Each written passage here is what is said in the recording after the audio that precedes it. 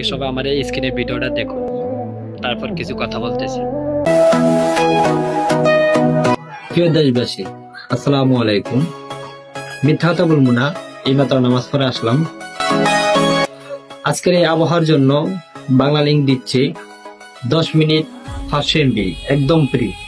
যদি কেউ নিতে চান তাহলে আমার কমেন্ট বক্সে যোগাযোগ করুন, আমি আপনাদেরকে দেখিয়ে দিব কিভাবে নিতে হয়।